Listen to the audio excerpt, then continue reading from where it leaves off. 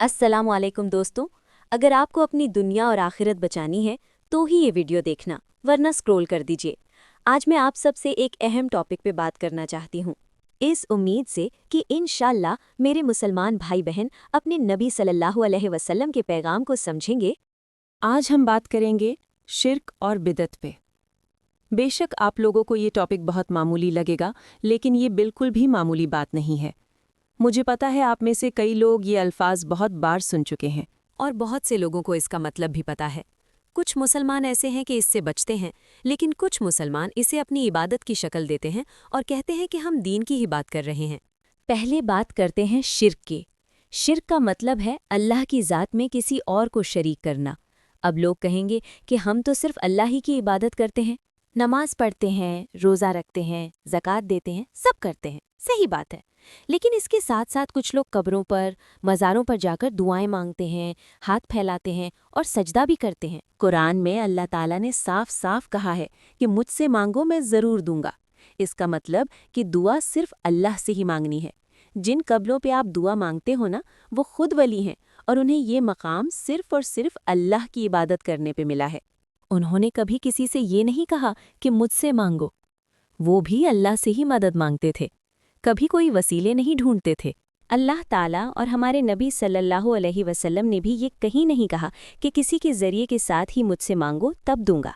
नहीं, कुरान में सूरे इखलास में ये भी कहा गया है कि अल्लाह के सिवा कोई माबूद नहीं। तो इसका मतलब यही है कि सजदा सिर्फ माबूद के सामने किया जा सकता है। फिर अल्लाह के सिवा जो कब्रों पे सजदे किए जाते हैं, तो क्या वो शिर्क नहीं है? याद रखो कि अल्लाह ताला ने हमें डायरेक्ट मांगने का हक दिया है। बेशक अल्लाह ताला हर चीज़ पर कादिर है, फिर उसे किसी ज़रिए की क्या ज़रूरत। इंसान को अशरफुल मखलूकात कहा है, यानी सारी मखलूक में अफजल इंसान है। फरिश्तों से भी ऊपर का दर्जा दिया है। और हम क्या करते हैं? अल्लाह से सीधे मांगने के बजाय वसीले ढूंढते हैं। मैं आपको एक बात याद दिला दूं, मक्का शरीफ में नबी सल्लल्लाहु अलैहि वसल्लम की आमद से पहले वाले लोग अल्लाह को ही मानते थे, लेकिन फिर भी उन लोगों ने काबे शरीफ में 360 बूत रखे थे। क्यों? क्योंकि उन लोगों का मानना था कि वो बूत वसीला है, जरिया है अल्लाह तक उनकी बात पहुंचाने का। अब आप ये सोचो कि जब वो शिर्क था तो हम क्या कर रहे हैं? क्या फ़र्क है उनमें और हम में? अब आगे देखो कि वो लोग उन वसीलों को सजाते थे, चढ़ावे चढ़ाते थे, उनके नाम से खाना खिलाते थे। सूरह अनाम की आयत 136 का तर्जुमा सुनिए। और ये लोग अल्लाह ही की पैदा की हुई चीजों यानी खेती और मवेशियों में अल्लाह का भी एक हिस्सा मुकर्रर करते हैं और अपने ख्याल बातिल से कहते हैं कि ये हिस्सा तो अल्लाह का और ये हमारे शरीकों यानी बुतों का। तो जो हिस्सा इनके शरीकों का होता है वो तो अल्लाह की तरफ नहीं जा सकता, और जो हिस्सा अल्लाह का होता है वो इनके शरीकों की तरफ जा सकता है। क्या आप बुरा हुक्म लगाते हैं? इस आयत से ये बात साबित होती है कि वो लोग अल्लाह को मानते थे, लेकिन बुतों को वसीला भी समझते थे। तो अब आप ये कहेंगे कि हम तो ऐसा कुछ नहीं कर रहे। तो अब आप ये वीडियो भी देखिए। बेचारों के इल्म की कमी है। मैं आपको बताऊं, इमाम अहले सुन्नत फाजिल बरेलवी ने हुलूल का अकीदा तो छोड़ो, कब्रों के सामने झुकने को मना फरमाया। कब्र से 4 कदम दूर खड़े होने को का हुक्म दिया। कब्र को चूमने से भी मना किया।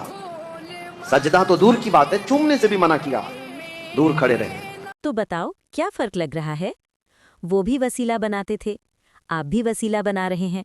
वो भी अपने बुतों को सजाते थे, आप भी कब्रों पे चादर चढ़ाते हो, कभी मखमल की कभी फूलों की। वो भी अपने बूटों के नाम से खाना खिलाते थे और आप भी न्याज और लंगर के नाम पर कभी कूंडों कभी 11वीं के नाम पर खाना खिलाते हो। अब आप कहोगे कि अल्लाह ताला ने खुद सदका और खैरात का हुक्म दिया है। हाँ सही है, लेकिन सदका और खैरात सिर्फ और सिर्फ गरीबों मिस्कीनों को दिया जाता है, रिश्तेदारों दोस्तों और पड़ोसियों को नहीं। हमारे यहाँ कहीं पे बड़ी बड़ी वेगें चढ़ती हैं या कहीं घरों में रिश्तेदारों दोस्तों और पड़ोसियों को न्याज के नाम पे इनवाइट करके खाना खिलाया जाता है। तो कहाँ है ये सदका और खैरात? ये सदका और खैरात तब होगी जब आप वो खाना सिर्फ गरीबों मिस्कीनों और सख्त ज़रूरतमंद को खिलाएं। आप कहेंगे कि हम तो सब आपका काम कर रहे हैं, नियाज करके चदर चढ़ा के। तो ये क्या है? ये बिदत है, अल्लाह के हुक्म से परे। इस्लाम में जिस काम का जिक्र नहीं है, जो काम कभी हमारे नबी सल्लल्लाहु अलैहि वसल्लम ने अपनी पूरी ज़िंदगी में नहीं किए, ना ही किसी सहाबा ने किए, जिस काम का जिक्र ना तो कुरान में है और ना तो किसी भी हदीस में, उस काम को करना बिद्दत है, जिसका कोई सवाब नहीं। ज़रा सोचो, तौहीद पे अमल करने के लिए, एक अल्लाह की इबादत करने के लिए जिस रसूल अल्लाह ने अपनी पूरी की पूरी ज़िंदगी अपनी उम्मत को सिखाने में निकाल दी, सारी उम्र वो यही कहते रहे कि सिर्फ एक अल्लाह पे यकीन रखो, रोते रहे अपनी तमाम उम्मत की मगफिरत के लिए। उन्हीं रसूल की उम्मत आज ये कर रही है।